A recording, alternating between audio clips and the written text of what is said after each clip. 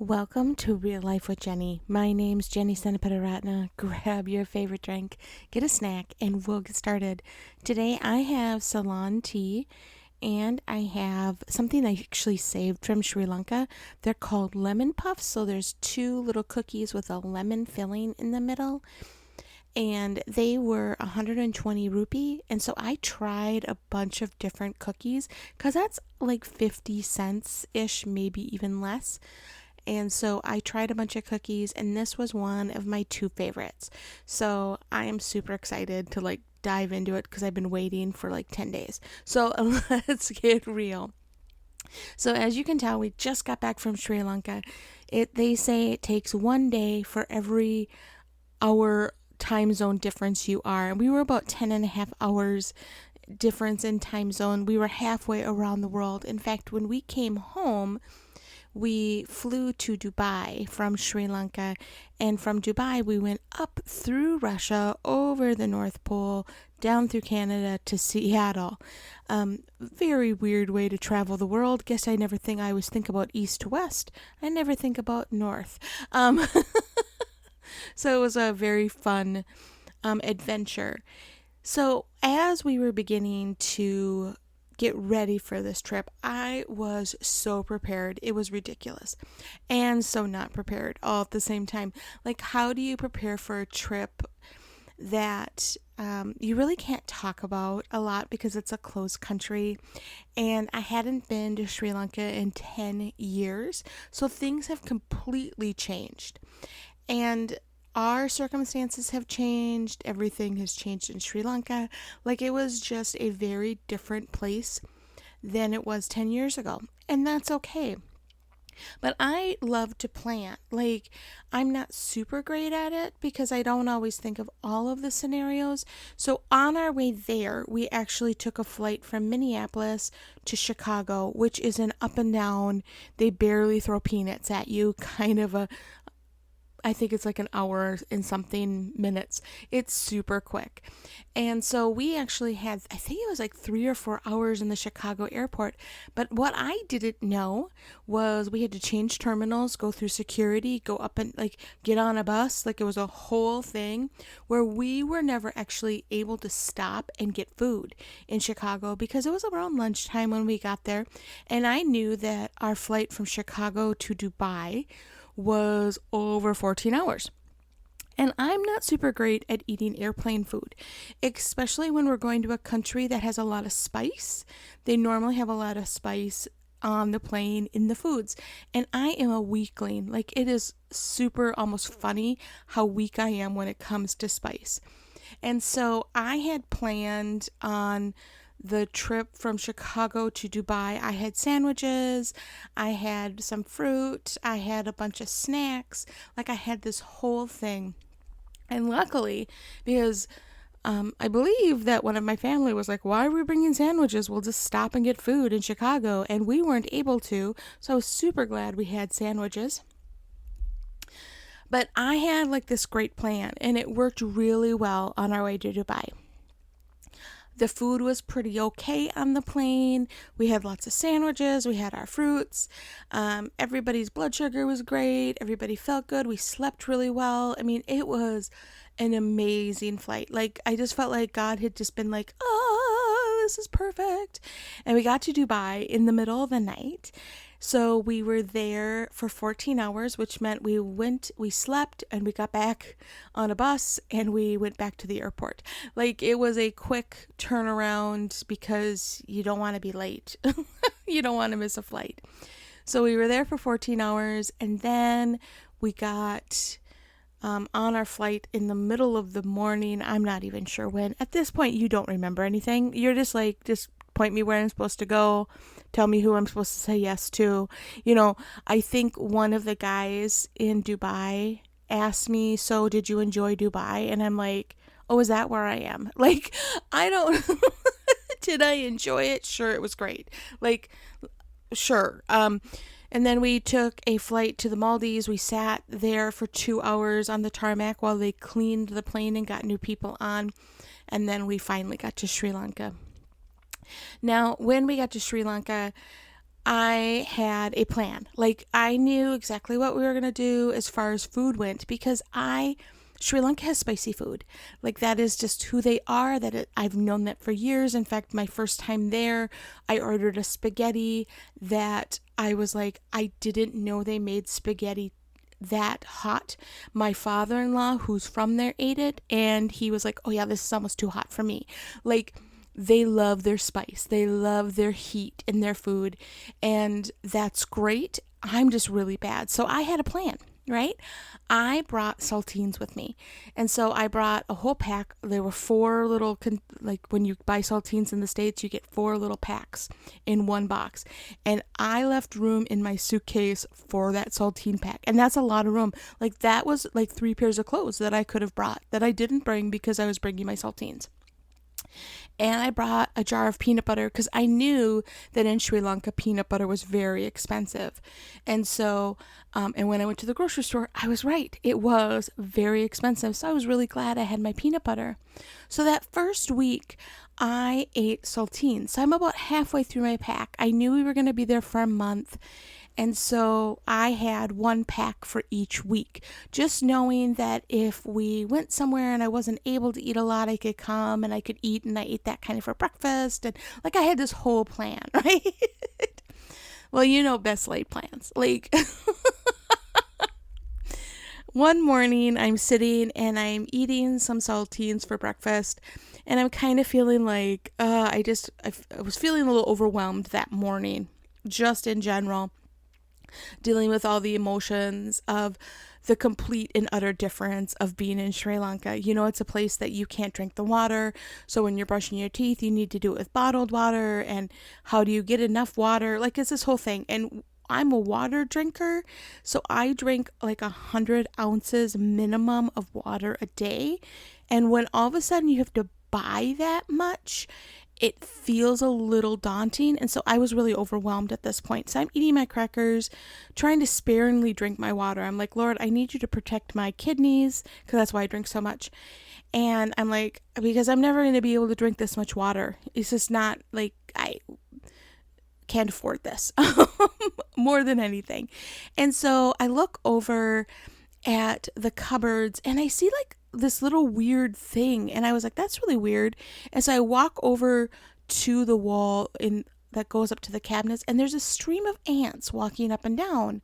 And I was like, well, that's weird. Those ants weren't there yesterday. So I started like moving things, and I realized that the ants fell in love with my saltines.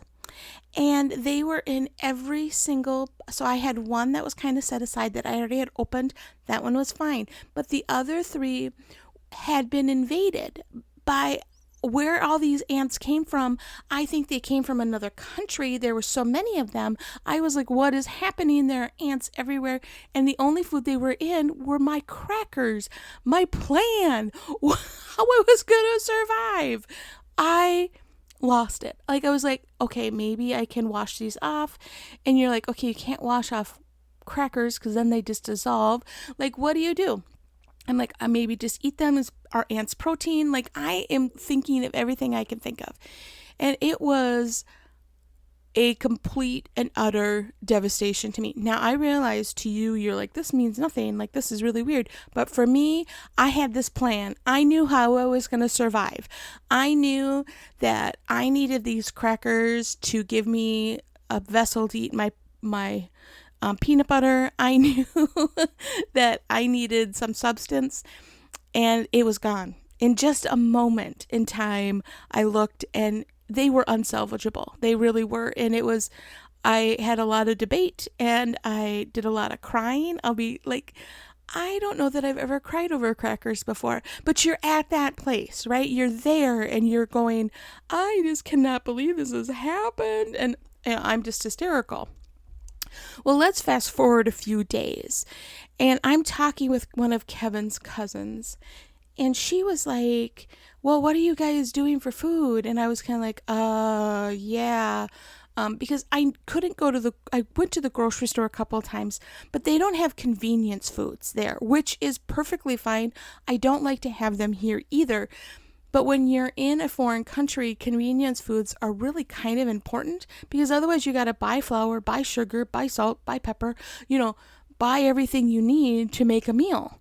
And so it's very difficult to like make a homemade meal. And that's what I'm used to doing.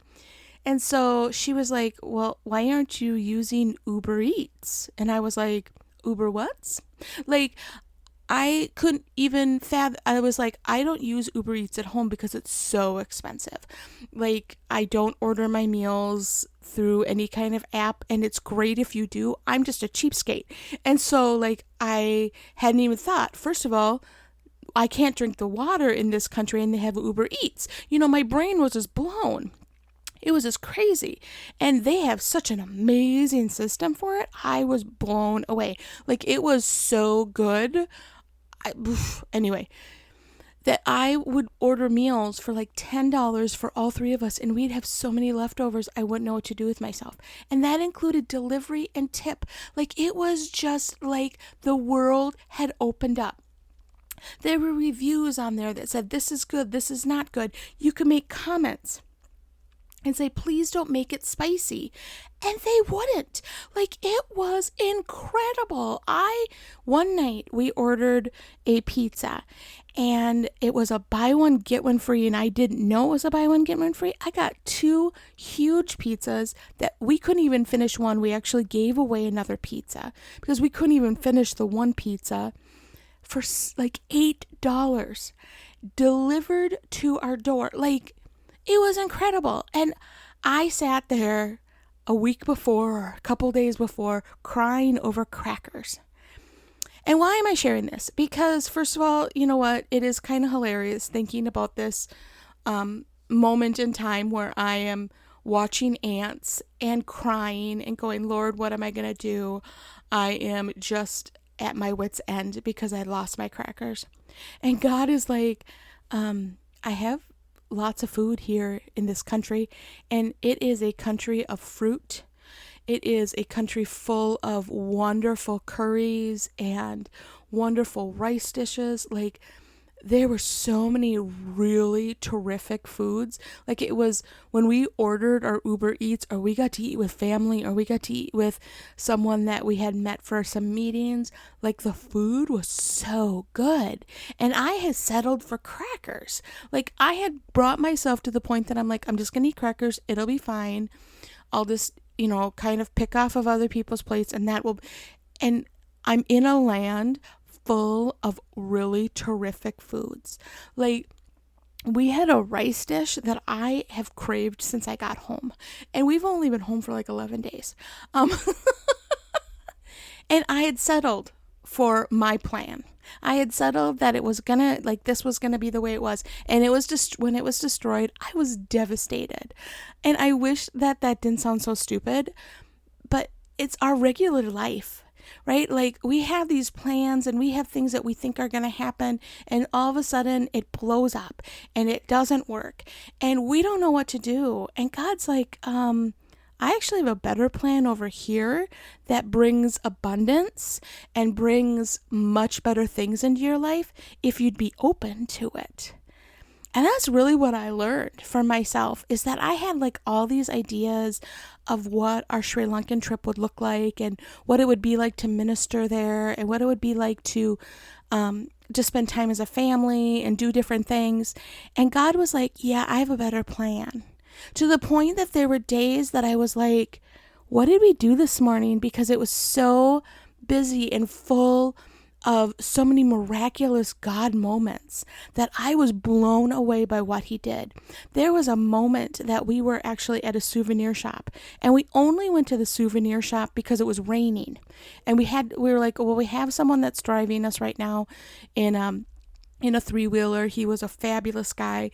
And we're like, well, we were about to go somewhere else, but it's raining. It was outside. And so we ended up at this souvenir shop just to shop till the rain kind of went away.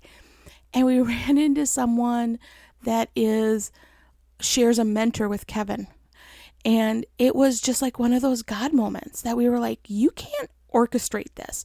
Like the rain came, we came here just out of fluke, and God just showed up. And it was just like one of those moments that they just connected, and there were some really great moments that happened there. And you just cannot even plan that. And that's hard for us who kind of want everything laid out, right? That God has a plan that's bigger than your plan. And that when your plan is blown up or full of ants, God has something for you with abundance. And so that is my hope this week, just as an encouragement to you as you're moving forward and you run into a wall or you run into a roadblock or a detour or whatever is going on in your life, that you know that you can turn to God and say, God, do you have a different plan? Because I hope you do, because this plan is not working. So that is my prayer for you. I just pray that you find the abundance of God's plan this week, that you find the abundance of God's plan in your finances, in your relationships, in your job, in so many different areas, even in the food that you're eating, that God can show up if you're looking for Him. And that is the key. That moment when I was in the complete devastation stage in my room crying, and Kevin was like, I don't know how to help you. It's just ants. And I needed to learn to turn to God quicker and say, God, I need you to take this. Do you have a different plan? Give me some wisdom and discernment here, because I had no idea what to do. I really was just at my wit's end.